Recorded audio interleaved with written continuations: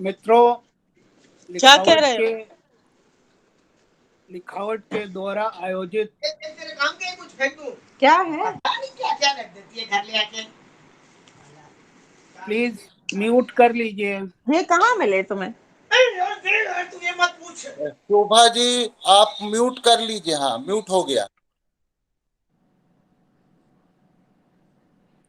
लिखावट के द्वारा आयोजित समूह कविता पाठ में लखनऊ से कौशल किशोर और उषा राय जुड़े हैं, इलाहाबाद से सीमा आजाद हैं, दिल्ली से शोभा सिंह और छत्तीसगढ़ से मीता दास। आप सबका हार्दिक स्वागत है। मैं भी दिल्ली से जुड़ा हूँ। लिखावट की स्थापना 1988 में हुई, जो कविता को लेकर अपनी सक्रियता के लिए जानी पहचानी संस्था है। संस्थापक सदस्यों में रघुवीर सहाय थे, मंगलेश डबराल थे, मैं था और कई मित्र थे। लिखावट की पूरी कोशिश रहती है कि उन कविताओं पर फोकस रहे जो प्रतिरोध की आवाज की प्रतिध्वनि हो, अन्याय का मुकाबला करती हैं, विपक्ष की भूमिका निभाती हैं, निर्भीक होने की प्रेरणा देती हैं और इंसान के भीतर साहस पैदा करती हैं, इंसान के हक की वकालत करती हैं। उन्हीं कड़ियों में आज के इस कविता पाठ को देखा जाना चाहिए। सीमा आजाद एक जगह लिखती हैं कि अच्छे साहित्य हिंदी में उपलब्ध कराने की प्रतिबद्धता को सत्ता अपराध मानती है। इनका मैं एक लेख कहीं पढ़ रहा था।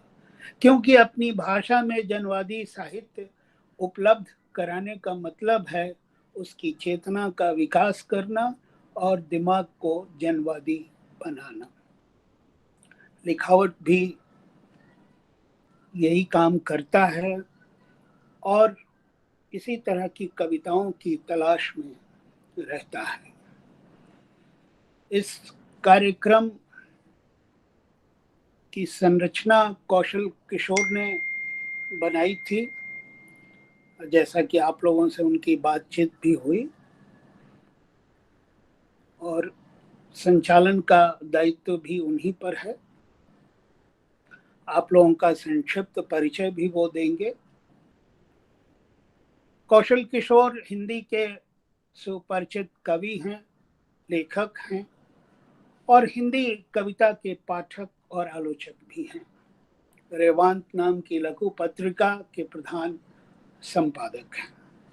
तो इन्हीं शब्दों के साथ मैं आज की कवियत्रियों का फिर से स्वागत करता हूं और कौशल किशोर जी से अनुरोध करता हूं कि इस कविता पाठ को आगे बढ़ाएं। एक बात मैं कहना चाहता हूं कि लिखावट के यूट्यूब चैनल को आप लोग जरूर सब्सक्राइब करिएगा, क्योंकि ये प्रोग्राम रिकॉर्डिंग तो हो ही रहा है। प्रोग्राम खत्म होने के बाद इसे हम यूट्यूब पर डाल देते हैं, जो एक डॉक्यूमेंटेशन का पार्ट है। तो कौशल किशोर जी, आपका स्वागत है।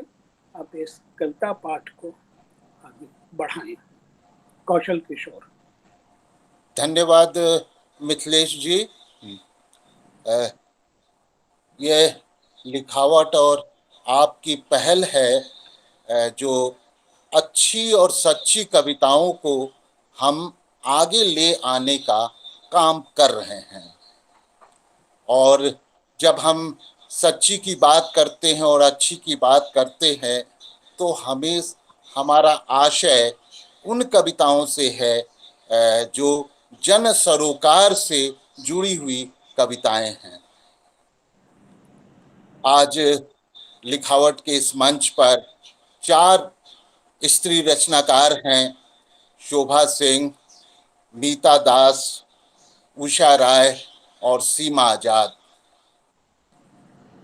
ये असामान्य रचनाकार हैं और हम देखते भी हैं कि आज स्त्री रचनाएं, जो स्त्रियों के द्वारा जो कुछ लिखा जा रहा है, आज उसने एक व्यापक आयाम ग्रहण किया है।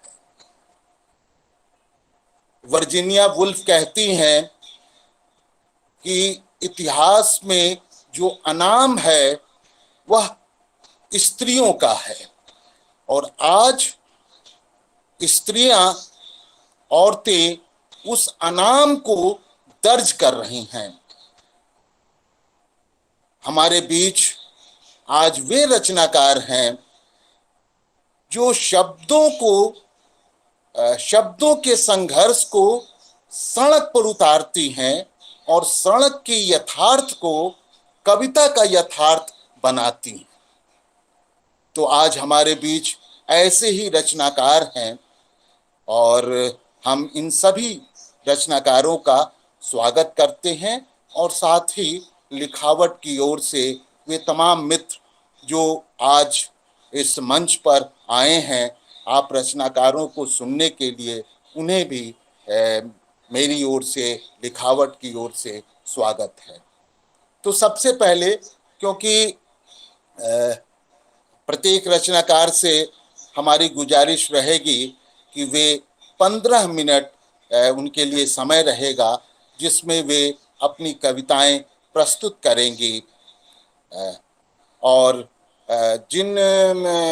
जिस रचनाकार माने हमारे बीच से जो कविताएं पढ़ेंगी, वे उनका माइक तो ऑन रहेगा और दूसरे हम सभी लोग माइक अपना ऑफ कर लेंगे ताकि कोई प्रतिध्वनि ना हो।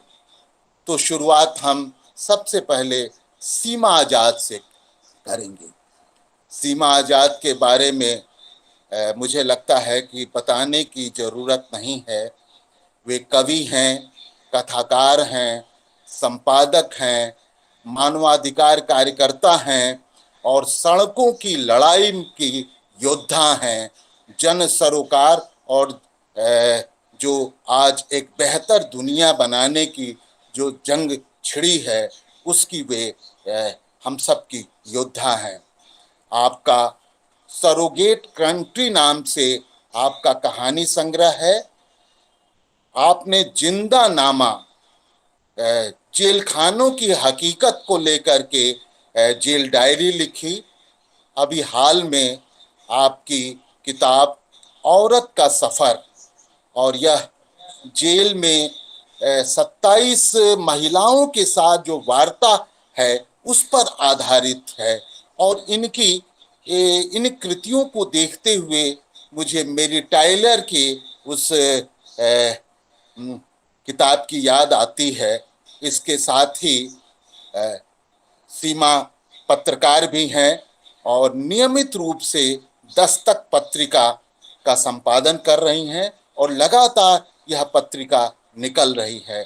तो मैं सबसे पहले सीमा आजाद से ही आज के इस कार्यक्रम की शुरुआत करूंगा। सीमा आजाद। बहुत शुक्रिया कौशल जी, मुझे इस कार्यक्रम में कविता पढ़ने के लिए आमंत्रित करने के लिए कौशल जी का और लिखावट संस्था का बहुत बहुत शुक्रिया।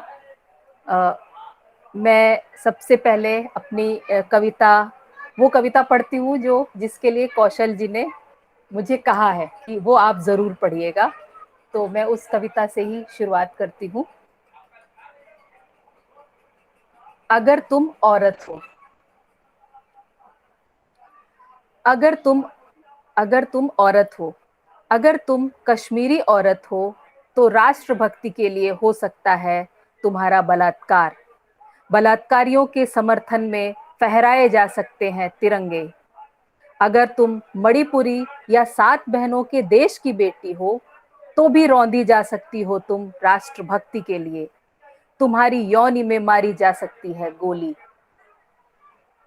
अगर तुम आदिवासी औरत हो, तो तुम्हारी योनि में भरे जा सकते हैं पत्थर और कभी भी काटा या निचोड़ा जा सकता है तुम्हारा स्तन राष्ट्रपति पुरस्कार के लिए।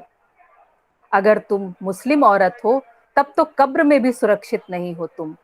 हिंदू राष्ट्र के लिए कभी भी निकाला जा सकता है तुम्हें, बलात्कार के लिए फाड़ी जा सकती है तुम्हारी कोख मादा शरीर की खोज में। अगर तुम दलित औरत हो तो सिर्फ पढ़ लिख कर वर्ण व्यवस्था में सेंध लगाने के लिए लोहे की रॉड डाली जा सकती है तुम्हारी योनि में खैरलांजी की तरह। तोड़ी जा सकती है तुम्हारी गर्दन हाथ पांव हाथरस की तरह। अगर तुम सवर्ण औरत हो तब भी सुरक्षित नहीं हो तुम। अगर तुम सवर्ण औरत हो तब भी सुरक्षित नहीं हो तुम। गैंग रेप की बात जुबान से निकालने भर से मनुस्मृति की अवहेलना हो जाती है। इसके लिए हत्या की जा सकती है तुम्हारी या तुम्हारे पिता भाई की। अगर तुम पुरुष सत्ता को चुनौती देने वाली औरत हो तब तो धमकियां बलात्कार की ही मिलेंगी। हो भी सकती हो बलात्कृत किसी पुलिस थाने या हवेली में। तुम कुछ भी हो, अगर औरत हो तो हो निजाम के निशाने पर। तुम कुछ भी हो, अगर औरत हो तो हो निजाम के निशाने पर। इसलिए अगर तुम औरत हो तो बहुत जरूरी है घरों से बाहर निकलना, सड़कों पर उतरना और भिड़ना उस फासिस्ट निजाम से जिनके लिए हम औरतें केवल शरीर हैं, जिनका बलात्कार किया जा सकता है अनेक वजहों से, कहीं भी कभी भी। दूसरी कविता मैं पढ़ रही हूँ, I can't breathe. I can't breathe, मुझे घुटन हो रही है। सदियां बीत गई, मेरे फेफड़े नहीं भर सके ताजी हवा से। सदियां बीत गई, मेरे फेफड़े नहीं भर सके ताजी हवा से। जॉर्ज फ्लॉयड, केवल तुम नहीं, हम भी सांस नहीं ले पा रहे हैं। गांवों के बजबजाते दक्षिण टोले में, महानगरों के विशैले सीवर होल में, मनुवाद के घुटनों तले घुट रहे हैं हम सदियों से। जॉर्ज फ्लॉयड, हम भी सांस नहीं ले पा रहे हैं। घरों के सामंती बाड़े में, रसोई घरों के धुएं में, धर्म ग्रंथों के पन्नों तले घुट रहे हैं हम सदियों से। जॉर्ज फ्लॉयड, केवल तुम नहीं, हम भी सांस नहीं ले पा रहे हैं। हम भी सदियों से सांस नहीं ले पा रहे हैं। अहिल्या और सीता के राम राज्य से उना के लोकतांत्रिक राज्य तक हम में से कुछ घुटन से मरे तो कुछ का दम घोट दिया गया तुम्हारी तरह। प्रियंका, सुरेखा, भोट मांगे, रोहित वेमुला, पायल तडवी, मनीषा और कई अनाम नामों की लंबी श्रृंखला है जो इस घुटन में मारे गए। जॉर्ज फ्लॉयड, तुम्हें यूं मरते देख हमारी घुटन बढ़ गई है। अचानक हम सब ने एक साथ महसूस किया, वी कांट ब्रीथ, हमें ताजी हवा चाहिए। तुम्हारे देश में लोग मुट्ठी ताने सड़कों पर उतर गए हैं घुटन से निकलने के लिए, ताजी हवा के लिए। जॉर्ज फ्लॉयड, यह हवा आंधी बन सकती है, इसे इधर भी आने दो।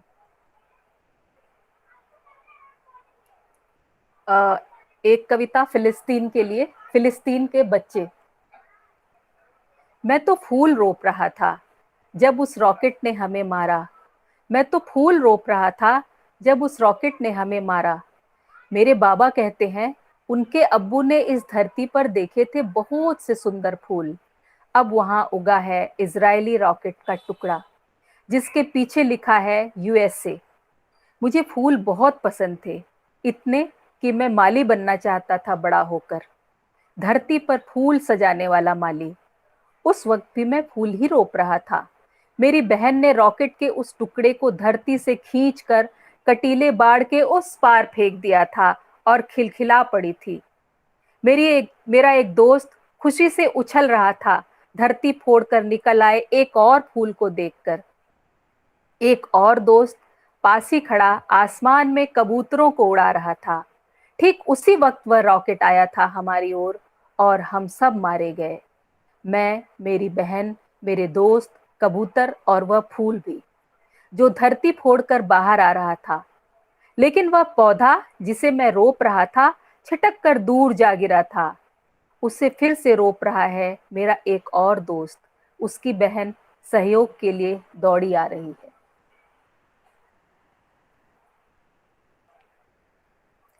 एक थोड़ा अलग तरह की कविता पढ़ती हूँ, इंद्रधनुष। प्यार में डूबी सूरज की एक बेटी, सतरंगी चुनर ओढ़ एक दिन परंपरा को तोड़ चल पड़ी जल पुत्र से मिलने। प्यार में डूबी सूरज की एक बेटी, सतरंगी चुनर ओढ़ एक दिन परंपरा को तोड़ चल पड़ी जल पुत्र से मिलने। जबकि खतरा था उसे मिट जाने का, जलपुत्र ने आगे बढ़ भर लिया उसे अपनी बाहों में, चूम लिया उसका तपता चेहरा। लाज के रंग सारे बिखर गए इधर उधर, और सबने देखा आसमान में 7 रंगों वाला एक इंद्रधनुष तना था। एक कविता दिमाग। ये कविता जेल में लिखी गई थी। दिमाग। कुदरत ने क्या चीज बनाई है दिमाग, जो एक बार मुक्त हो जाए तो इसे बांध नहीं सकता कोई, जेल की सलाखें भी नहीं। शरीर को बंदी बना भी लिया जाए तो भी यह आजाद ही रहता है, सलाखें तोड़कर यह मिल ही आता है अपनों से, सलाखें तोड़कर यह मिल ही आता है अपनों से, सोच ही लेता है वे बातें जिस पर सरकारी प्रतिबंध है। सरकार के खिलाफ साजिश का अपराध यह बार बार करता है, सलाखों के पीछे भी हाथ को बार बार मजबूर करता है सरकारी साजिश के खिलाफ लिखने को। इस देश की सरकार को हमारे शरीर नहीं बल्कि कुदरत की इस अनूठी रचना दिमाग को बंदी बनाने की साजिश रचनी चाहिए।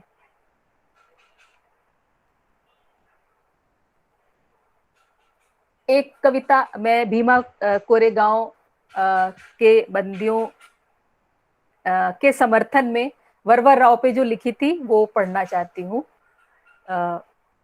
वो पढ़ी गई थी लेकिन फिर भी मैं यहाँ पढ़ना चाहती हूँ उसको, उनको समर्थन देने के लिए। एक तरह से वरवर राव के लिए एक कविता। वो कविताओं में उतरकर क्रांति के बीज बोता है, वो कविताओं में उतरकर क्रांति के बीज बोता है, वो कविता लिखता भर नहीं उसे जीता भी है, कविता के स्वप्न को जमीन पर बोता भी है। वो सिर्फ कवि नहीं क्रांतिकारी कवि है, वो सिर्फ कवि नहीं क्रांतिकारी कवि है। कहते हैं कवि कैद हो सकता है, कविता आजाद होती है। कवि मर जाता है, कविता जिंदा रहती है और समय के दिल में धड़कती रहती है। लेकिन वह सिर्फ कवि नहीं कविता बन चुका है, कविता बन समय के दिल में धड़क रहा है। लेकिन वह सिर्फ कवि नहीं कविता बन चुका है, कविता बन समय के दिल में धड़क रहा है। गौर से देखो, सत्ता के निशाने पर सिर्फ कवि नहीं कविता भी है। गौर से देखो, सत्ता के निशाने पर सिर्फ कवि नहीं कविता भी है। जेल के भीतर ही कविता के हत्या की सुपारी दी जा चुकी है। समय का दिल खतरे में है, ऐसे समय से निकलने की राह उसने ही बताई है। कविता सिर्फ लिखो मत, उसे जियो भी। कविता सिर्फ लिखो मत, उसे जियो भी। कविता के स्वप्न को जमीन पर बो भी, कविता में उतर क्रांति के बीज बो भी, कविता में उतर क्रांति के बीज बो भी। एक कविता चुनाव पे। उत्तर प्रदेश में भी चुनाव आ रहे हैं, तो चुनाव का अब क्या महत्व रह गया है। चुनाव। उंगली पर निशान नीली स्याही का मुहर है इस बात की कि लोकतंत्र को बचाने के लिए अमुक व्यक्ति ने सौंप दिया अपना सारा अधिकार एक व्यक्ति को, एक दल को। अब अधिकार छीनने के लिए जरूरी नहीं कि एकलव्यों का अंगूठा काटा जाए, उंगली पर स्याही का नीला निशान ही काफी है। एक कविता हाल में लिखी गई, लाशों का प्रतिरोध। जिंदा लोग लॉक्ड हैं घरों में, जिंदा लोग लॉक्ड हैं घरों में, सड़कों पर कर्फ्यू सजाए बैठे हैं हाकिम के खाकी कारिंदे। सड़कों पर कर्फ्यू सजाए बैठे हैं हाकिम के खाकी कारिंदे। ऑक्सीजन की तलाश में बदहवास भागते लोगों की चीख पुकार पर है पहरा। खामोश कोई नहीं बोले कि दम घुट रहा है, खामोश कोई नहीं बोले कि दम घुट रहा है। सांस की आस में अस्पतालों से उठती लाशें बिस्तर खाली कर रही हैं जिंदा लोगों के लिए धड़ाधड़। खामोश लाशों पर रुदन की भी मनाही है। गायों के रभाने की आवाज में खलल पड़ता है इससे। जल्द से जल्द निपटाओ लाशों को, खींचो परिजनों के पास से शमशान में पहुंचाओ। शमशानों पर डाल दिए गए हैं पर्दे, दिखना नहीं चाहिए हिंदू राष्ट्र का यह चमकदार विकास। शमशानों पर डाल दिए गए हैं पर्दे, दिखना नहीं चाहिए हिंदू राष्ट्र का यह चमकदार विकास। डर है नजर लगने का, काला ढिठौना लगाओ, ऐसा करो मुंह ही काला कर लो चिताओं की राख से। हाकिम का फरमान विकास अभी और होगा, हाकिम का फरमान विकास अभी और होगा, क्योंकि कब्रिस्तान के बराबर नहीं हुए हैं शमशान अभी भी। नदियों को भी शमशान बना दो। इंसानी सभ्यता जो नदियों की गोद में फली फूली, उसे उसमें ही बहा दो। लेकिन सभ्यताएं यूं नदियों में नहीं बहती, अपने निशान छोड़ जाती हैं। इतिहास लाश नहीं होता, वह बोलता है वर्तमान में, भविष्य में। इतिहास लाश नहीं होता, वह बोलता है भविष्य में, वर्तमान में। एक लाश दुर्घटना हो सकती है, लाशों का समूह इतिहास में दर्ज हो जाता है और मुखर हो उठता है। ऐसे समय में जब छिपाया जा रहा हो मौत का आंकड़ा, लाशों का बहना और चढ़ बैठना विकास के आंकड़ों पर मारे गए लोगों का प्रतिरोध है। ऐसे समय में जब छिपाया जा रहा हो मौत का आंकड़ा, लाशों का बहना और चढ़ बैठना विकास के आंकड़ों पर मारे गए लोगों का प्रतिरोध है। यह महज दृश्य नहीं, लाशों का प्रतिरोध है। बस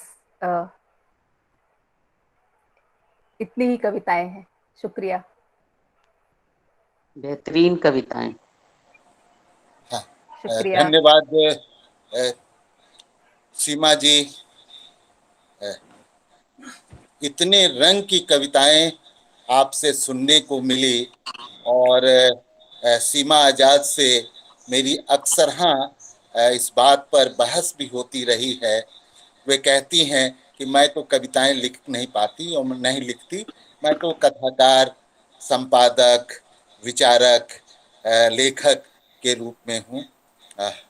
लेकिन ये कविताएं बताती हैं कि इसका रेंज कितना है, इसमें कितने रंग हैं, है ना। जहाँ तस्लीमा कहती हैं कि औरतों के लिए कोई देश नहीं होता, और ये कविताएं देश के पार जाती हैं। अगर तुम औरत हो तो तुम चाहे भारत की हो, चाहे किसी और देश की, चाहे किसी जाति की हो, किसी संप्रदाय की हो, उन यातनाओं से, पितृसत्तात्मक व्यवस्था से, और इस व्यवस्था से आपको, उसके दमन और यातना से आपको गुजरना पड़ेगा। राइटर्स फाउंडेशन की रिपोर्ट ही है कि भारत स्त्रियों के लिए सबसे खतरनाक देश है। तो ये स्थिति है हमारे देश की, और ये कविताएं उसी प्रतिरोध से खड़ी होती हैं। ये सिर्फ स्त्रीवादी कविताएं नहीं हैं, बल्कि स्त्री के सवाल पर खड़ी होकर जन के सवाल से जुड़ती हैं, जॉर्ज फ्लॉयड तक पहुंचती हैं। ये कविताएं बर्बर राव की गिरफ्तारी के खिलाफ, एक क्रांतिकारी कवि पर होने वाले दमन के खिलाफ खड़ी हो जाती हैं, है ना। जैसे और जो इस कोरोना काल में जो कुछ घटित हुआ, उस यथार्थ को, उस नग्न यथार्थ को सामने ले आती हैं कि ये दृश्य नहीं, लाशों का ये दृश्य नहीं है, और इसमें प्रतिरोध की एक आग भी है। तो ये प्रतिरोध की आग को रचती हैं सीमा आजाद की कविताएं। अब मैं इसी क्रम में अगले कवित्री मीता दास जी को आमंत्रित करता हूं। आप छत्तीसगढ़ भिलाई में और जन संस्कृति मंच छत्तीसगढ़ की आप अध्यक्ष हैं, और सब है कि मीता दास हिंदी और बांग्ला के बीच एक सेतु का काम करती हैं। इन्होंने बांग्ला से बड़े पैमाने पर साहित्य हिंदी में ले आई हैं, हिंदी के पाठकों तक पहुंचाने का काम किया है। उसी तरह से आप बांग्ला से हिंदी के साहित्य को भी बांग्ला तक ले जाने का काम किया है। आप हिंदी में भी लिखती हैं और बांग्ला में भी लिखती हैं। आपका काव्य ग्रंथ है अंतरमय करके काव्य ग्रंथ है। नवारुण भट्टाचार्य, सुकांत भट्टाचार्य और तमाम ऐसे लोगों की कविताओं का आपने हिंदी में अनुवाद किया है।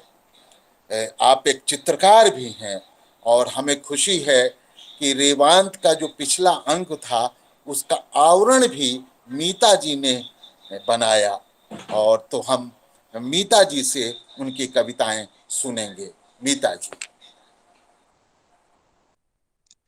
नमस्कार कौशल जी और लिखावट संस्था के संस्थापकों में से एक मिथिलेश्वर जी को प्रणाम कहते हुए मैं अपनी कविताएं रखूंगी।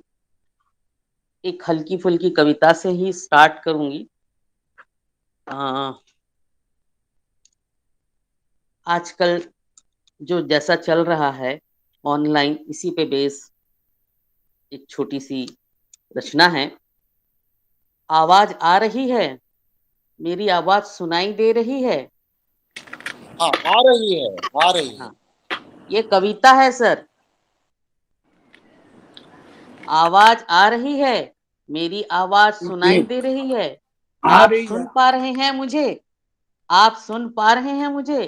कोई जवाब दें। जी जी, आ रही है जी, कहो भी। आ रही है, हाँ आ रही है। ये कविता है सर। ओके। आवाज का सुनाई देना और आवाज देना दोनों ही अलग प्रक्रिया है, पर आवाज है कि सुनाई भी दे रही है और कहीं भी जा रही है। पर ये क्यों लगता है कि किसी की खराश, किसी का कफ घड़घड़ा रहा है कंठ नली में। सूखी खांसी, अरे नहीं आई यह भाई, यह सूखी खांसी मेरी पैदाइशी मर्ज है। अरे नहीं नहीं, डॉक्टर के पास जाओ, जाने की जरूरत नहीं, सारे काढ़े पी रहा हूं। बस आप बताएं मेरी आवाज आ रही है?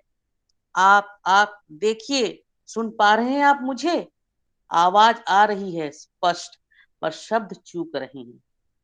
आवाज आ रही है स्पष्ट, पर शब्द चूक रहे हैं। झर रहे हैं अपने ही दुख, अपनी ही व्यथा।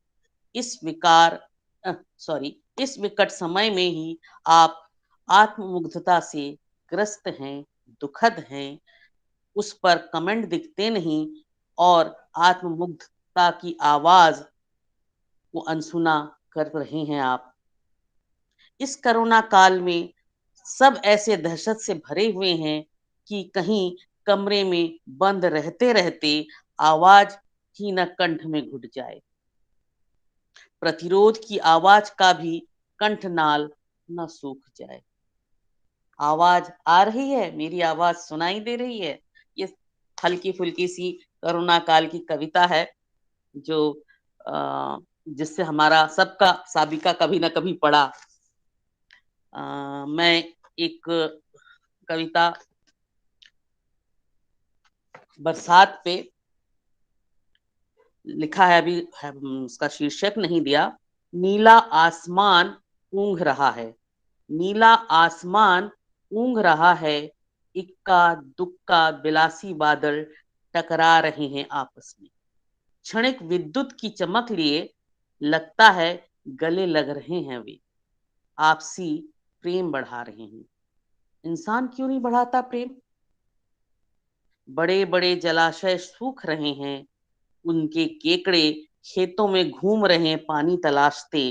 क्षणिक विद्युत की चमक से वे भी आनंदित हो वापस दौड़ आते हैं जलाशय की ओर और रौंदे जाते हैं, गाड़ियां पकड़े जाते हैं इंसानी हाथों से।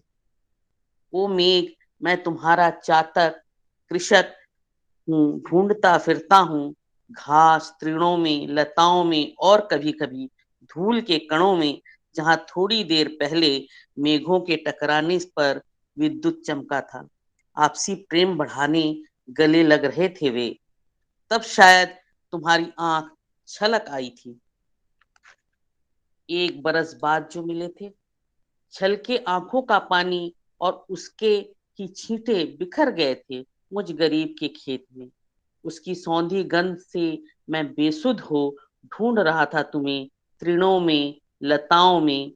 बारिश, तुम आना मेरे खेतों में, मेरी बुधिया खेतों में, उस खेतों में उगे भुट्टे भून कर बच्चों को देती है, तो मेरे बच्चे खुशी से झूम उठते हैं और गाते हैं, हरी थी, मन भरी थी, लाख मोती जड़ी थी, राजा जी के बाग में दुशाला ओढ़े खड़ी थी।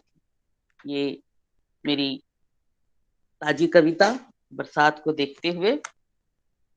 अब एक कविता विनाश लीला और शाहीन बाग। विनाश लीला और शाहीन बाग। तुम कंबल खींच ले जाओ, रोटी बनाते तंदूर में पानी डाल जाओ, गहन अंधेरे में, सघन कोहरे में, हाड़ कपाती शीत लहर में, न हारी है न हारेगी ये शाहीन बाग की औरतें। न हारी है न हारेंगी ये शाहीन बाग की औरतें, दुधमुहों के संग बैठी है जिद पर, हम कागज नहीं दिखाएंगे। दुधमुहों के संग बैठी है जिद पर, हम कागज नहीं दिखाएंगे। बेरहम है समय, बेरहम है सत्ता, चिरकुट है भाण मिरासी, जिन्हें सत्ता की मिली है शाबाशी। भेष देश भाण सत्ता, बेरहम आज पत्ता पत्ता, जब हारती है सत्ता तब हो जाती है और बेरहम। ओ शाहीन बाग की औरतें, सलाम तुम्हें, तुम्हें तुम्हारे जज्बे रहे सलामत। दिखता है उन्हें अपनी पराजय इसलिए क्रूर हो रही है पल पल। क्यों साहब, पराजय का भार उठाना नहीं होता आसान। कौड़ी, 1 मिनट, मैं थोड़ा इसलिए भी उससे पढ़ रही हूँ क्योंकि मेरा चश्मे का नंबर बढ़ गया है। पराजय का भार उठाना नहीं होता आसान, कीड़ों की तरह खोद खोद कर छलनी कर देता है समूचा झोला मकान। पराजय अपने लोभ से, पराजय अपने क्षरण से, पराजय अपने घमंड से, पराजय अपने चलन से, पराजय अपने झूठ से, पराजय अपने विचारों से, पराजय अपने खरीदे टट्टुओं से, पराजय अपने नए नए ठीकरों से, पराजय नए नए फतुओं से, पराजय अपने रोज रोज की बदकारियों से, पराजय अपने आधुनिक अमानुषिक व्यवहारों से। विजय कहीं नहीं पर विजय का जयकारा जरूरी है। पर विनाश लीला का कीड़ा कुरेदता रहता है सारे अस्तित्व को, और उससे उपजी झल्लाहट पराजय का चरम बोझ नकली मुस्कुराहट में बदल कर हुंकारता है। 1 इंच भी नहीं देंगे जमीन पर खुद खोखल पर खड़ा है। हुंकारते वक्त क्या वह क्यों भूल जाता है, वह यह क्यों भूल जाता है। एक और कविता, क्या बचेगा। हम मीता जी, अपना, लाश मांगता समय और क्या बचेगा, वो कविताएं हाँ, भी जरूर सुनाइएगा। क्या बचेगा सुना रही हूँ। लाश मांगता समय जो है वो मेरे पास अभी इस वक्त नहीं है, मैं ढूंढ नहीं पाई। हाँ, इसको सुना रही हूँ मैं। क्या बचेगा। हम अपना गणतंत्र मनाएं या बचाएं, हम अपना गणतंत्र मनाएं या बचाएं, बेहद दुविधा में हूं जननायक। देश बचाएं या देशभक्ति, बेहद दुविधा में हूं प्रजानायक। धर्म बचाएं या मठ पीर पैगंबर, बेहद दुविधा में हूं राष्ट्रनायक। राजभाषा बचाएं या राष्ट्र, बेहद दुविधा में हूं अधिनायक। मातृभाषा बचाएं या आदि भाषा, मातृभाषा बचाएं या आदि भाषा, बेहद दुविधा में हूं परिधान नायक। खेद बचाएं या जन्मभूमि, खेद बचाएं या जन्मभूमि, बेहद दुविधा में हूँ खलनायक, बेहद दुविधा में हूँ खलनायक। मैं वो कविता में सामने नहीं रखी, नहीं तो जरूर सुनाती। अगली कविता है, कहाँ हैं वे संस्थाएं क्राई या सेव द चिल्ड्रन। कहाँ है वे संस्थाएं क्राई या सेव द चिल्ड्रन। बच्चे सिर्फ रो ही नहीं रहे, बच्चे सिर्फ रो ही नहीं रहे, तड़प तड़प कर मर भी रहे हैं। उनकी लाशों पर यह कैसी विजय पताका लहराने को उत्सुक हो। हे हथियारबंद सैनिकों, क्या तुम्हारे बच्चों की शक्लें उन बच्चों की शक्लों से जुदा हैं। कोई कहता है बर्बरता के शिकार फिलिस्तीनियों पर लिखो कविता, पर हाथ नहीं उठते, लाल रंग बोलता है, लिखता कुछ भी नहीं। आवाज नहीं आ रही है। आवाज नहीं आ रही,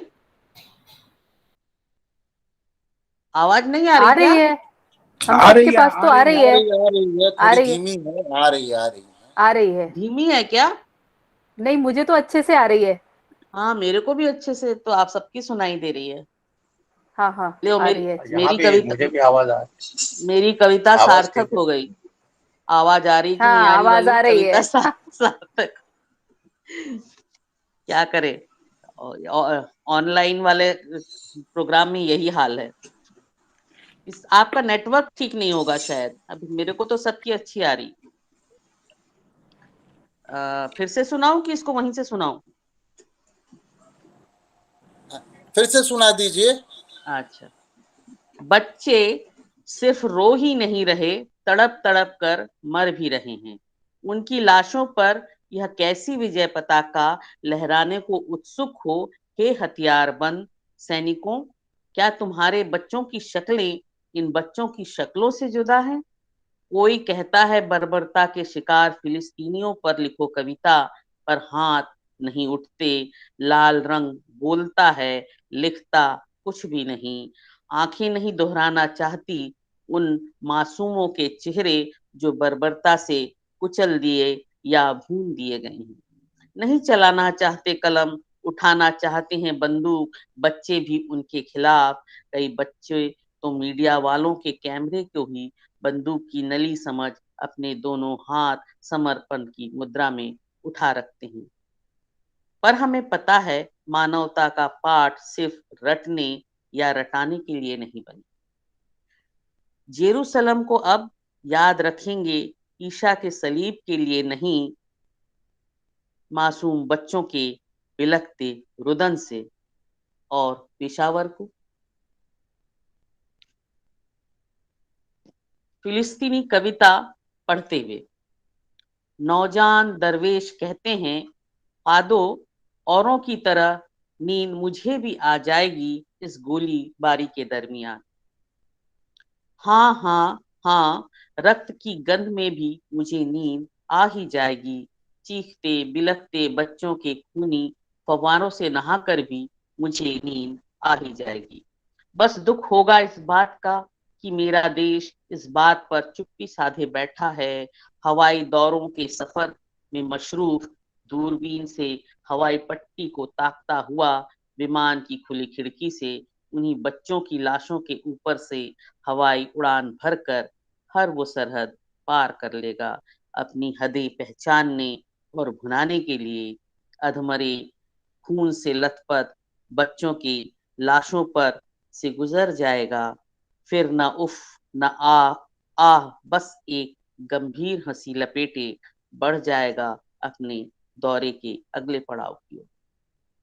ये चुप्पी तुम्हें महंगी न पड़े, ये चुप्पी तुम्हें महंगी न पड़े। बच्चे माफ नहीं करेंगे तुम्हें, नींद तुम्हें भी आ जाएगी राजसी ठाट बाट पर रक्त के सूखते धब्बों की गंध नहीं दब पाएगी किसी रूम फ्रेशनर से, या न ही टेलीविजन पर विज्ञापित किसी डिओड्रेंट से ही। समय है क्या? हाँ, करीब करीब समाप्त हो रहा है। एक कविता, छोटी सी कविता और पढ़। अच्छा, ठीक ठीक।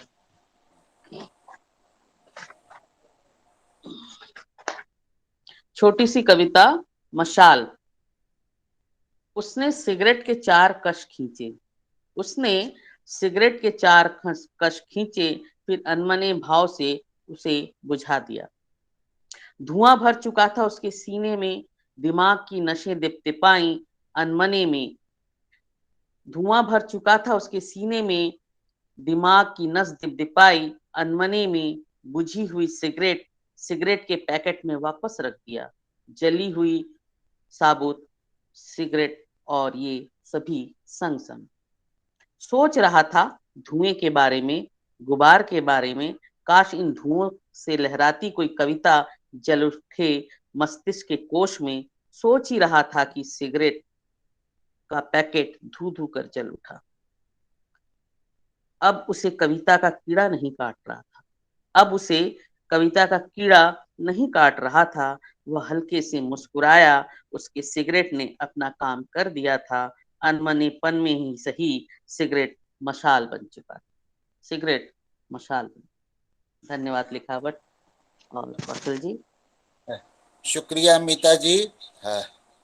और आपकी कविताएं लिखावट के मंच पे हम लोगों ने सुनी। ये आवाज की कविताएं हैं और इसमें मार्मिकता भी है और एक जिद भी है। और यह जिद स्त्रियों ने सीएए के खिलाफ जो संघर्ष चला उसमें उन्होंने अपने इस जिद की पूरी अभिव्यक्ति की। और वो आपकी कविता में भी वह कि न हारी हैं न हारेंगी, तो ये जिद ही है जिससे ये बातें निकलती हैं। तो आपको बहुत बहुत धन्यवाद मीता जी।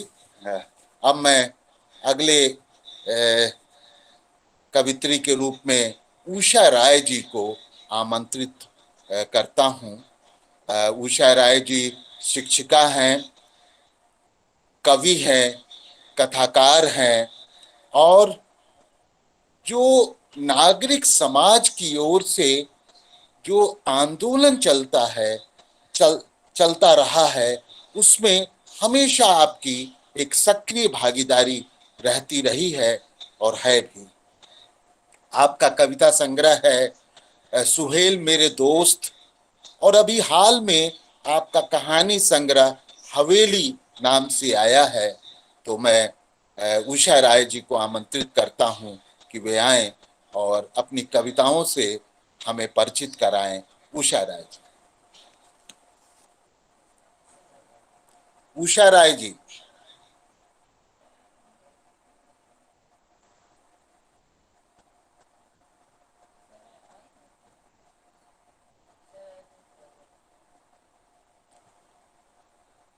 हाँ है तो।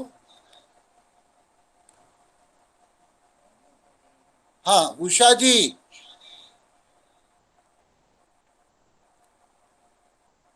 हैं उषा जी तो उपस्थित हैं।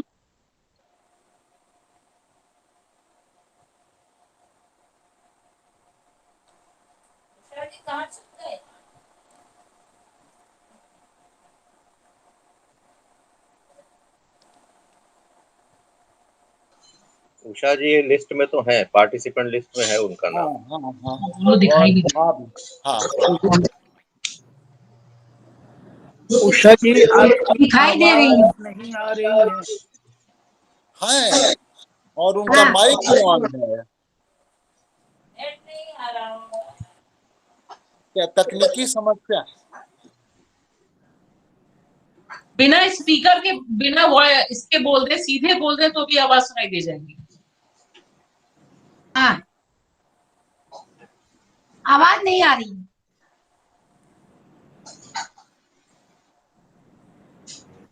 उषा राय जी का माइक भी ऑन है। मेरी आवाज आ रही है? हाँ बिल्कुल आ रही है। और आप सामने तो हाँ अब मैं आपको देख रही हूँ। आइए अब आप ही अभी आ रही है। मैं आपको देख रही हूँ उषा जी।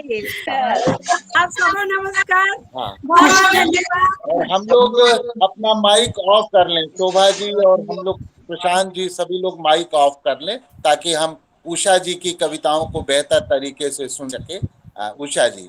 जी, आप सबको धन्यवाद, मिथिलेश जी और लिखावट संस्था का, कि बहुत बहुत आभारी हूँ मैं। कौशल किशोर जी का विशेष प्रयत्न। मैं बिल्कुल सुनाने जा रही हूँ कविता। कविता, पहली कविता है मेरी, मनुस्मृति। मेरी आवाज बिल्कुल क्लियर है? बिल्कुल क्लियर है, बहुत बुलंद है। हाँ जी जी। क्षमा करें श्रीमान, क्षमा करें श्रीमान, आपको बहुत बुरा लगता है स्त्रियों का स्वच्छंद होना। क्षमा करें श्रीमान, आपको बहुत बुरा लगता है स्त्रियों का स्वच्छंद होना। पवित्रता के खांचों को तोड़ती, नियमों को बहा देती, और तो और शास्त्रों को धता बताती ये औरतें कहती हैं कि यह भीतरघात था, कि यह भीतरघात था, षड्यंत्र था हमें गुलाम बनाए रखने का। शाप के लिए हाथ में लिया हुआ जल वापस कमंडल में डाल दें श्रीमान। शाप के लिए हाथ में लिया हुआ जल वापस कमंडल में डाल दें श्रीमान, क्योंकि आपके पास कुछ नहीं बचा है, न वरदान, न आशीर्वाद और न ही शाप।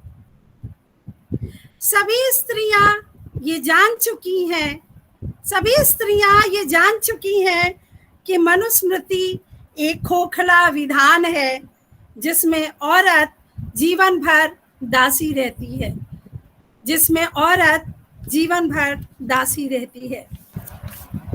दूसरी कविता है खतरनाक लड़की। खतरनाक लड़की। द्वीप महाद्वीप की दूरियां तय करती हैं स्त्री के लिए दी हुई गालियां। द्वीप महाद्वीप की दूरियां तय करती हैं स्त्री के लिए दी हुई गालियां, नफरतें और यातनाएं। गोरकी के यहाँ पावेल का पिता जानवर की संज्ञा देता है अपनी पत्नी को। चेखव के यहाँ भी क्रूरताएं। अमेरिकन साहित्य में बेटी को ढूंढना पड़ता है जबरन साथी। बांग्लादेश की स्त्री किरदार भी गाली खाती है। पड़ोसी देश के अल्पसंख्यक स्त्री की यातनाएं तो शायद ही कोई कलम लिख सके। सबसे ज्यादा मंदिरों के देश में, सबसे ज्यादा मंदिरों के देश में औसतन और आदतन स्त्री पीटी जाती है। औसतन और आदतन स्त्री पीटी जाती है। माँ के पिटने की आशंका होते ही, माँ के पिटने की आशंका होते ही पिता के पैरों में लिपट जाती हैं बेटियां। पिता के पैरों में लिपट जाती हैं बेटियां, रोती हैं, गिड़गिड़ाती हैं, शायद बच जाए माँ, शायद बच जाए माँ। सिर फूटने से, घुटने टूटने से, होठ फटने से। उनमें से एक लड़की बड़ी होती है, उनमें से एक लड़की बड़ी होती है।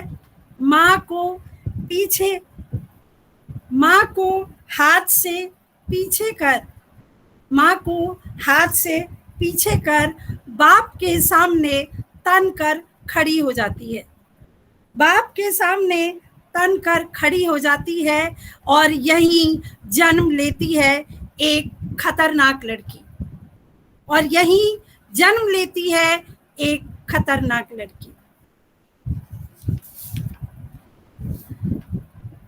अगली कविता है जिंदा मछली। शोषण अनवरत प्रक्रिया है जिसके खिलाफ मछली की छटपटाहट हम नहीं देख पाते। मछली की छटपटाहट हम नहीं देख पाते क्योंकि हम उसे मछली की तरह देख ही नहीं रहे हैं। हम तो उसकी मांसल देह देखते हैं जब वह रसोई में होगी। हम तो उसकी मांसल देह देखते हैं जब वह रसोई में होगी, तेल मसाले की सुनहरी रंगत, तेल मसाले की सुनहरी रंगत और अनुपम गंध में होगी। हम मछली को पूरी मछली देखना नहीं चाहते हैं, उसके हिस्से देखकर ही अपने ज्ञान पर मुक्त हैं।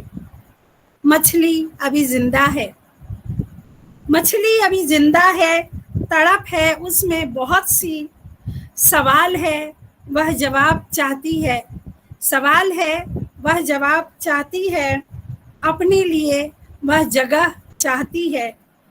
सुनिए कान लगाकर, सुनिए कान लगाकर, सुनिए क्या कहती है एक जिंदा मछली।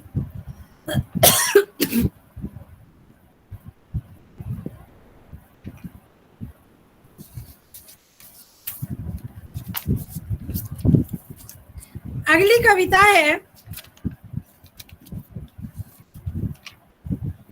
जोंक।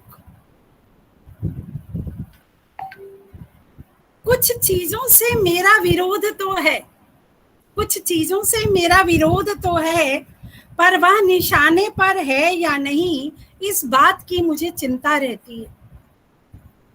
अक्सर मैं अपने विरोध संबंधी बयान लेकर उन पर बरस पड़ती हूँ जो दिखते हैं पर असली गुनहगार नहीं है, जो दिखते हैं पर असली गुनहगार नहीं है। मंजिल तो नहीं मिलती पर रास्ता जरूर मिल जाता है, मंजिल तो नहीं मिलती पर रास्ता जरूर मिल जाता है। मुझे अपने विरोध के मुद्दों पर भरोसा है,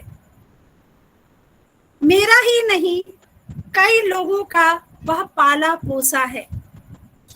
हवा और पानी में छिपी बिजली की तरह, जाति, धर्म, लिंग, वर्ग भेद और हिरासत में होने वाली यातनाएं, मौतें अंडर करंट का जाल बिछाती हैं, अंडर करंट का जाल बिछाती हैं। इससे पहले कि मेरा विरोध उनके निशाने पर आ जाए, इससे पहले कि मेरा विरोध उनके निशाने पर आ जाए, मैं उन जोंकों को ढूंढ लेना चाहती हूँ जो छिप छिप कर खून पीती हैं, जो छिप छिप कर खून पीती हैं, हालांकि वे उजाले में ही रहती हैं।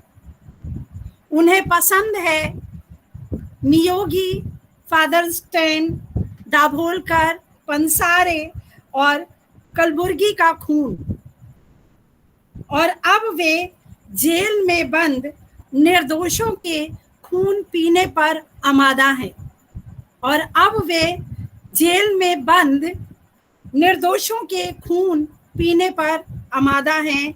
उन चीजों से मेरा विरोध तो है। अगली कविता देखते हैं। अमलतास। फूलों से लदा अमलतास जब कट कर ढह गया, फूलों से लदा अमलतास जब कट कर ढह गया, तब लोग घरों से बाहर निकल आए, पेड़ काटने वाले के ऊपर बुरी तरह बरस पड़े। कौन हो तुम, क्या दुश्मनी थी, कौन हो तुम, क्या दुश्मनी थी, क्यों काटा फूलों भरा पेड़, तुम्हें क्या चाहिए था, फूल, पत्ता या डालियां या पूरा का पूरा पेड़, इसे बेचने के बाद मिलने वाला पैसा, क्या और क्या इसमें तुम्हारी अपनी खुशी भी शामिल है? बोलो बोलो, जल्दी जल्दी बोलो, जल्दी बोलो। और उधर रेपिस्ट का ताजा बयान, और उधर एक रेपिस्ट का ताजा बयान सबको चौंका गया कि नहीं, मैं ऐसा नहीं करना चाहता था, नहीं मैं ऐसा नहीं करना चाहता था, पर मुझसे हो गया। और ढहता अमलतास और ज्यादा ढह गया, ढहता अमलतास और ज्यादा ढह गया।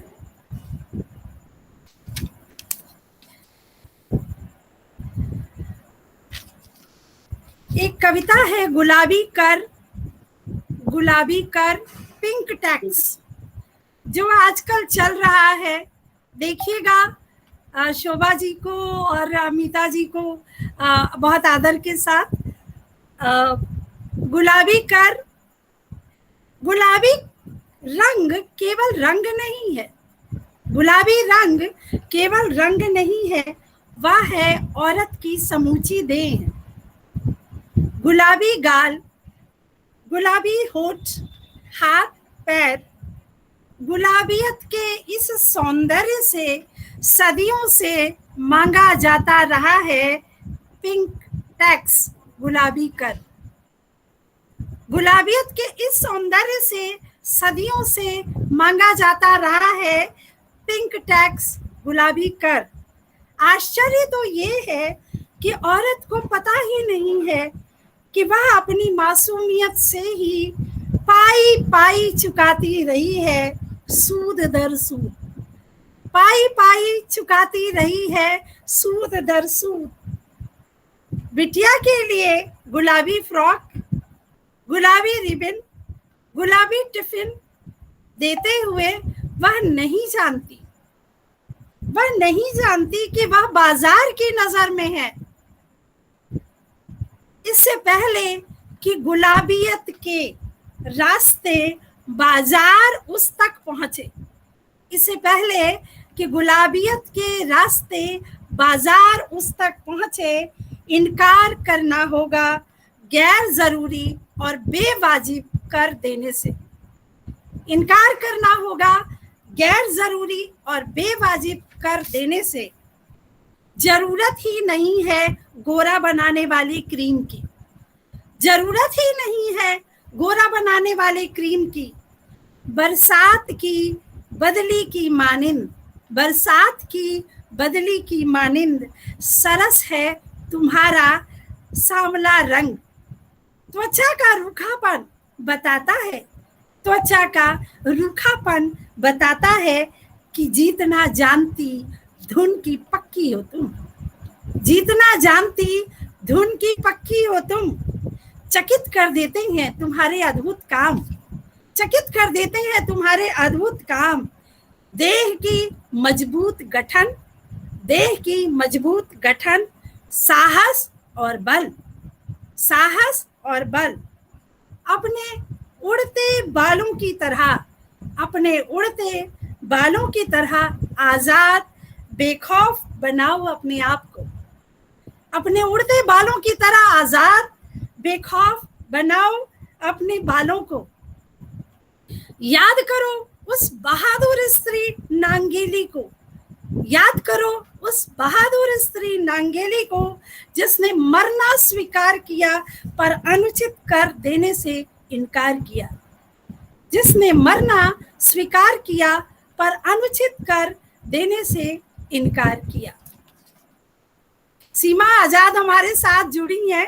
सीमा जी जब मेरे आई थी लखनऊ में तो मेरी बेटी थोड़ी छोटी थी, उसने कहा कि मैं अपने हाथ पे आजाद लिखवाऊंगी।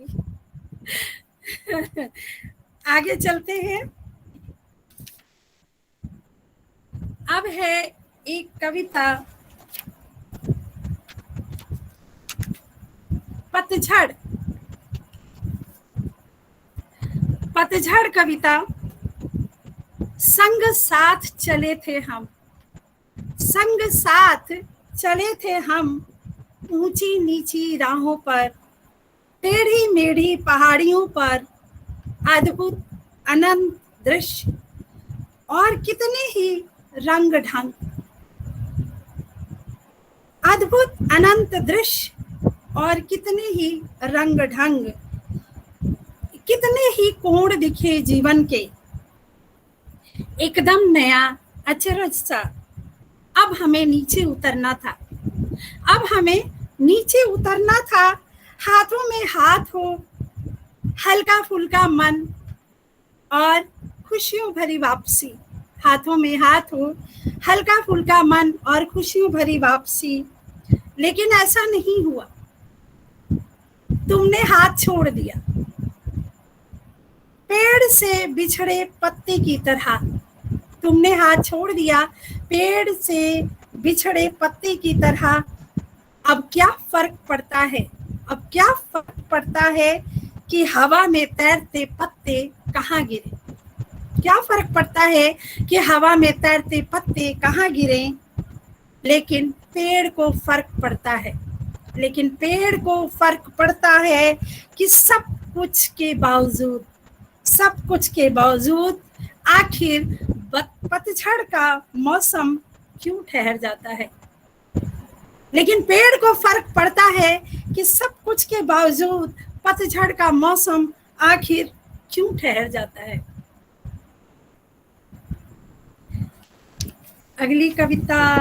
हाँ, अब अंतिम कविता, समय आपका हो गया है। जी बिल्कुल, एक कविता और एक आखिरी कविता एक नए आने वाले बच्चों के लिए या जो भी हैं हमारे।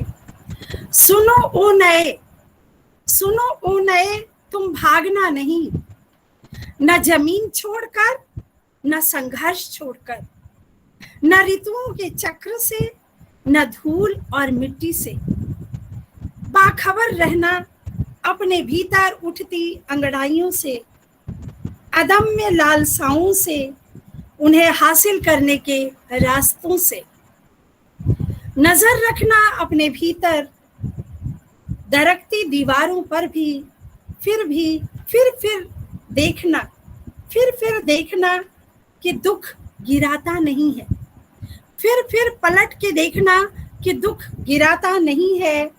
दिक्कतें पंगु नहीं बनाती हैं, दिक्कतें पंगु नहीं बनाती हैं और मुश्किलें राह नहीं रोकती हैं, मुश्किलें राह नहीं रोकती हैं।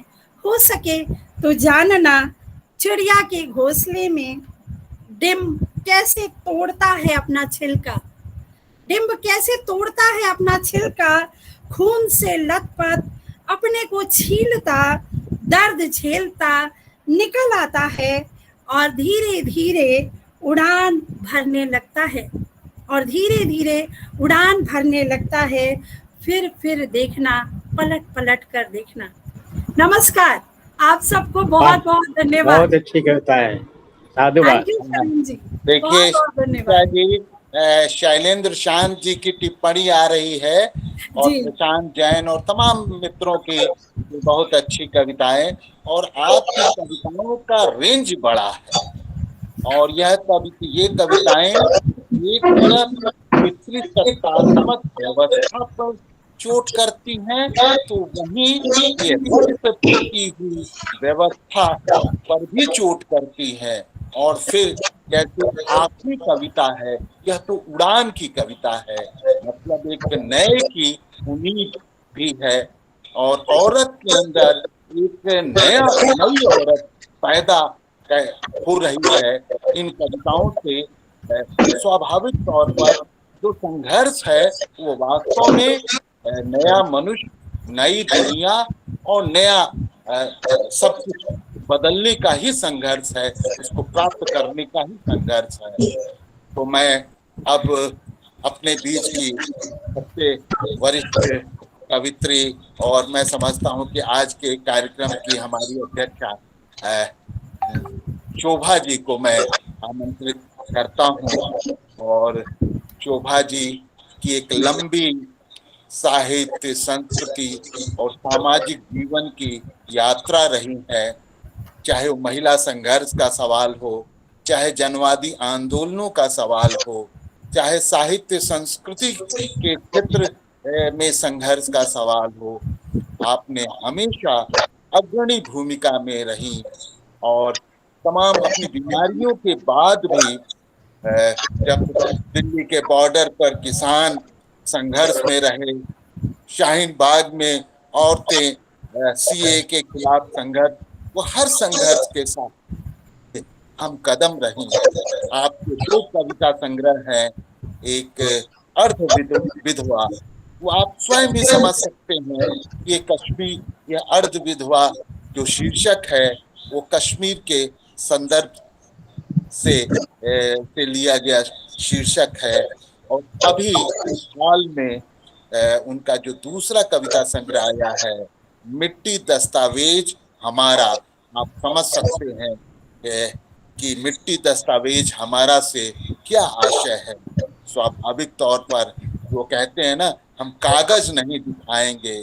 हाँ, तो तो मैं वही शोभा जी को आमंत्रित करता हूँ कि शोभा जी आए और अपनी कविताओं से हम सब लोगों को परिचित कराएं। शोभा। आप सब साथियों को नमस्कार, सलाम, आदाब। लिखावट के मैं तो बहुत ही दिल से आभारी हूँ लिखावट संस्था की, जिन्होंने ये आयोजन किया, इतना खूबसूरत, और ये बरसात की शाम को रंगीन कर दिया, बहुत ही खुशमय कर दिया। और मिथिलेश जी और कौशल जी का तो बहुत ही आभार। साथियों, आप सब को सुनकर जो अलग अलग रंगों की, अलग अलग तेवर की कविताएं थी, उन कविताओं में वो सुनकर मन जैसे बिल्कुल खिल गया, और नई एक ऊर्जा, क्योंकि हम एक ऊर्जा की कड़ियों से जुड़े हैं, तो नई ऊर्जा की कड़ियों से हम जुड़े, और वो ऊर्जा की कड़ी सदियों पुरानी है और आज भी वो जुड़ रही है, तो बहुत खुशी होती है। उस ऊर्जा से हम जुड़े, और इसके लिए आयोजकों का वाकई शुक्रगुजार मैं हूँ। और ज्यादा मुझे कुछ नहीं कहना, बेहतरीन कविताएं थी, कविताओं का आनंद तो उठाया ही। सबसे पहले मैं इस आयोजन में अपनी नई कविताएं रखूंगी, और एक नज्म मैंने लिखी है, नया प्रयोग ही समझिए, एक नज्म लिखी है, और चूंकि वो उसकी चंद लाइनें मैं रखूंगी। कविताओं में मैंने, क्योंकि मैं लंबी कविताएं लिखती हूँ, तो मैंने शॉर्ट किया है कविताओं को, ताकि ज्यादा समय लोग उबे नहीं। और शुरू में जो है पर्सनल से, फिर पॉलिटिकल, औरतों का नारा भी रहा है, और पर्सनल से पॉलिटिकल की ओर मैं जाऊंगी। और कविता की शुरुआत में करूं क्या? आवाज जा रही है आप लोगों को? हाँ जी बिल्कुल आवाज आ रही है। अच्छा, ये बहुत हल्की फुल्की है। तो दिल की नोटबुक से चंद लाइनें। यह शहर के भीतर, एक शहर के भीतर, कई शहर की तर्ज पर, कई किरदारों में हम अब तो जी लेते हैं यूं ही। गुजरते साल दर साल, जब अतीत हो रहे थे बेमकसद, सुकून था कि चट्टानों की दरारों से फूल बन खिले हम। कहाँ छूटी है लय मेरी, चलो फिर याद करते हैं। इश्क की गुम हुई वो लय कविता की गूंज बन गई है। लफ्ज और मानी का जो रिश्ता था क्यों कमजोर हुआ है। खोखले लफ्ज आज उरूज पर हैं, हम तो हारे गए यूं ही। कुछ जब की भी हो जाए, देश किस रंग में रंगा, कैसे आज अजाब से हालात हुए, बहुत खराब हो, कैसे अजाब से हालात हुए। नफरत की कालिख लहू बन रगों में फैली यूं ही। कल और आज की दुनिया इतनी बदरंग हुई यारों, नई नस्लों को लड़ने की चुनौती मिलती जाती है यूं ही। कैसे बेदखल करोगे मेरी ही मिट्टी से मुझे तुम, हमारी रगों में वतन परस्ती से इश्क का जुनून है यूं ही।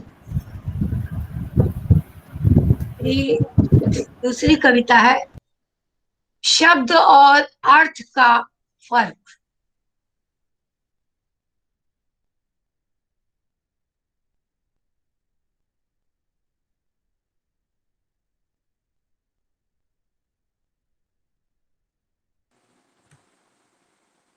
शोभा आप जी, म्यूट हो गई आपकी हैं। आवाज में म्यूट हो गया।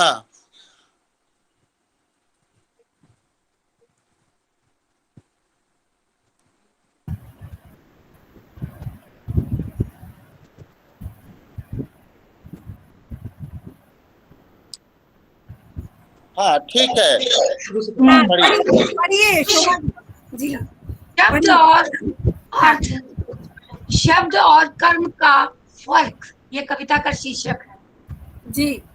अपने शब्द और कर्म के बीच रखते गहरी खाई, अपनी सुविधा के झूठ के पुल से रास्ता निकालते, जनता के सामने शब्द पटु शालीनता से, चमत्कारी भावुक ढंग से राष्ट्रभक्ति, देशभक्ति, एकमात्र हिंदू राष्ट्र रक्षक की छवि में विकास पुरुष चाशनी में भीगे शब्द बिखेरते, शब्द में गहरा सम्मोहन, जनता अभिभूत, शब्द बाण कारगर, धीरे धीरे संकट को अवसर में बदलते, जन संस्थानों को वे बेचने लगते, विरोध पराजय और चुप्पी, तिल तिल मरते लोग, विकास यात्रा की सुनहरी तस्वीर दूरदर्शन घर घर परोसते, आजीविका विहीन महंगाई की बेरहम मार झेलते लोग, सुशासन कर और देश हित के नाम खाएंगे गम खाएंगे, कम खाएंगे गम खाएंगे की घोषणा, सत्ता की नैतिक मूल्यों की दुहाई, दिशा मूल्यहीन हिंदू राष्ट्र का गर्वीला मंत्र, अस्मिता आस्था से जुड़ा, हाशिए के लोग जाति घृणा बर्बर हिंसा के शिकार, शक्ति प्रदर्शन और डर की खतरनाक गर्दीली खामोशी,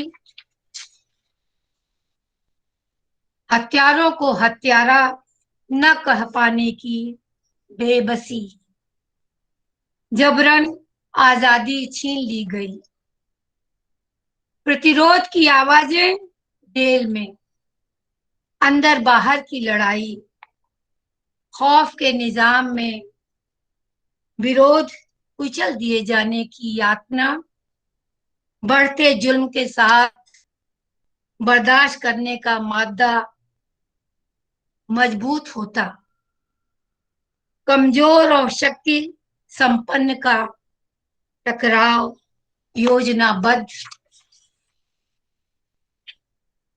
उनके नए फरमाबरदार कैडर तैयार होते जाते, श्रम की अभेद चादर खींचते जाते, अप्रिय घटनाएं घटाई जाती, सियासी अंधेरा इतना घना कि जब पेड़ों को कत्ल करते, हमारी हरियाली प्राण वायु चुराते, ठहरे समाज के बड़े हिस्से की जड़ता टूटती नहीं, एक डरावनी सी फिक्र लोग अभी नहीं चाहते तो पीढ़ियों को देने के लिए क्या रह जाएगा, क्या रह जाएगा। मेरी अगली कविता नई शाहीन बाग की औरतों ने जो दिखाई थी हमें राह, उसके साथ हम सब कैसे खड़े हैं आज। और शाहीन बाग शीर्षक से मेरी किताब का शीर्षक भी है लेकिन ये दूसरे उससे अलग कविता है और छोटी कविता है। आंदोलन की नजीर शाहीन बाग, यह बदलते दौर की जोरदार आहट जो जिंदगी को नए माने पूरे अर्थ दे रही। आधी आबादी की शानदार आगाज की कहानी सड़कों से उठ दुनिया के फलक पर नई पहचान बनाती। आज के विकट समय में दुनिया को बेहतर बनाने के सपने के साथ यकीन की आवाजों में ढलती शांति और क्रांति का नया चेहरा।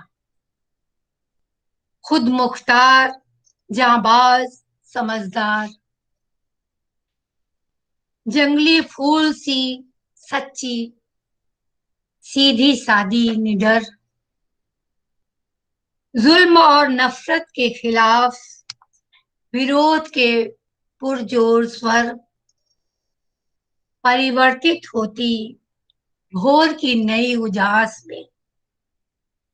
इन सर्द रातों में भी जहां कई मिथ टूटते, दिल में सुलगती आग, आंखों में बेचैनी, लबों पर सवाल, हमें क्यों बांटा गया, हमें क्यों बांटा जा रहा, वफादारी का सबूत क्यों दें, हम कागज नहीं दिखाएंगे। आजादी तलाशती हमारी रूहें फिर से अपनी राष्ट्रीयता का दावा पेश करने, अपनी राष्ट्रीयता का दावा पेश करने हम बाहर आ रहे हैं। पढ़ने वाली हमारी बच्चियों पर तुम हमलावर हुए, ढाए गए जुल्म, उनके बहे लहू आग बन, आज आग बन दहक रहे हमारे दिलों में। आज हर तरफ शाहीन बाग, हर तरफ हिंदुस्तान की गूंज है।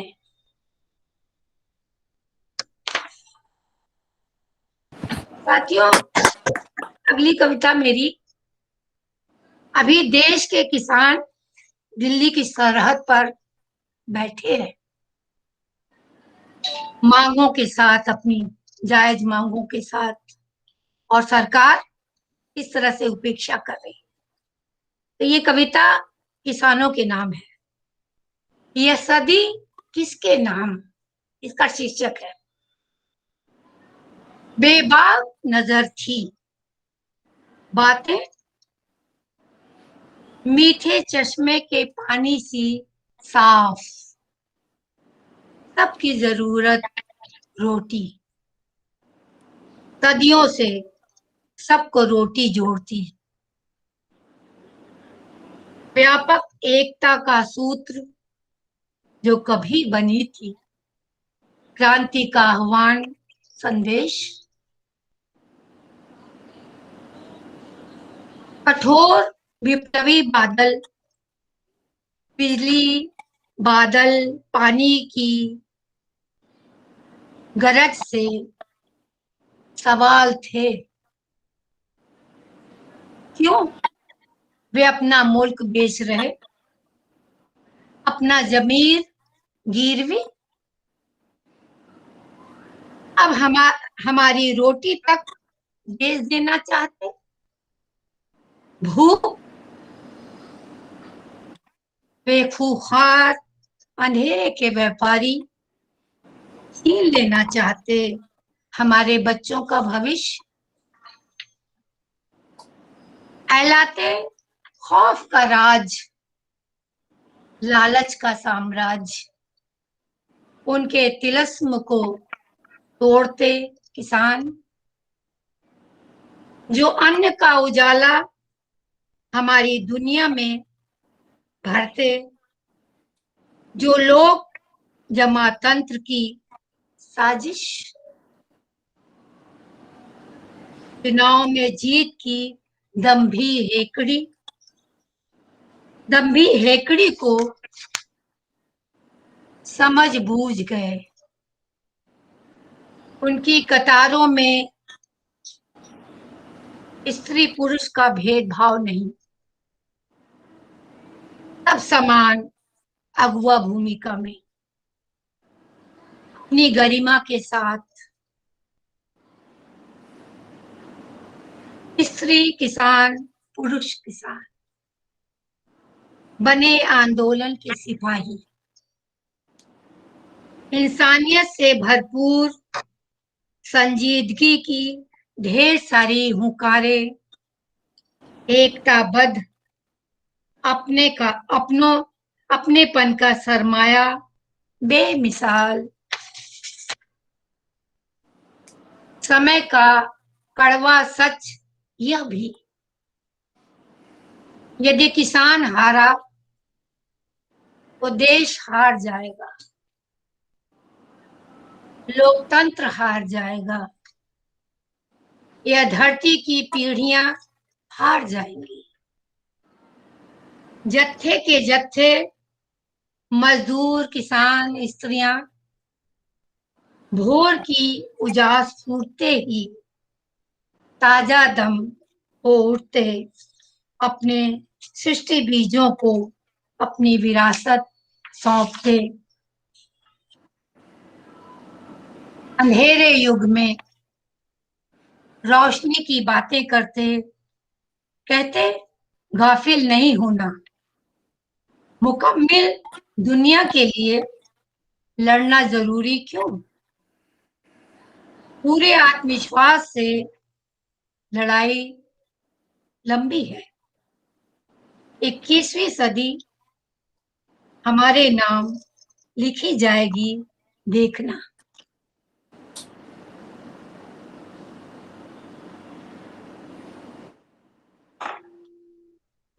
समय कितना है अभी? कौशल जी दिख नहीं रहा है। 4 मिनट और है, 4-5 मिनट। हाँ, अच्छा, तो एक कविता और पढ़ सकती हूँ। और एक बिल्कुल, बार बिल्कुल। मैं कहना भूल गई कि मीता जी जब बोल रही थी तो मेरा माइक खराब हो गया था। अच्छा, तो मैं सुन नहीं पाई उनको, बहुत अफसोस है मुझे इस बात का। चलिए, ये YouTube पे रहेगा, कल YouTube पे लोड हो जाएगा, वहाँ फिर वो आप सुन लिंक सकते कट गया हैं। मेरे साथ, हाँ, तो मैं क्षमा प्रार्थी हूँ इसके लिए। चलिए, आखिरी कविता है, कविता के जन्म। भूमंडलीकरण, ये एक मेरी पुरानी कविता है और बाकी सब मैंने नहीं सुनाई। भूमंडलीकरण, सांप्रदायिकता,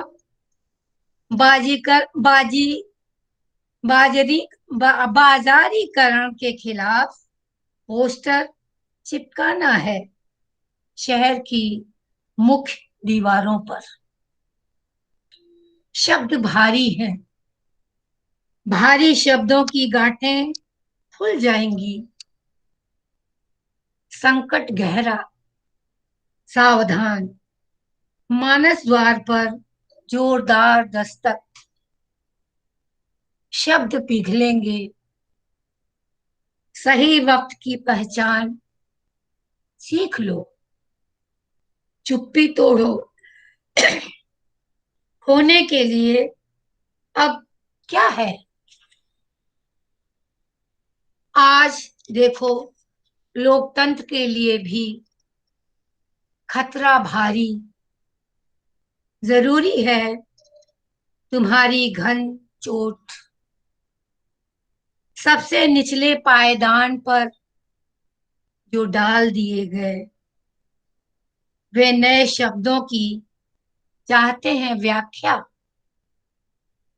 जो दमन की बुनावट से परिचित हैं। तमाम गुजरे वक्त में से जिसे वे झेलते आए हैं, धीरे धीरे वे हों सचेत, विरोध में उतरे। पोस्टर ने कहा, लड़ने वाले और भी हैं, साथ आओ।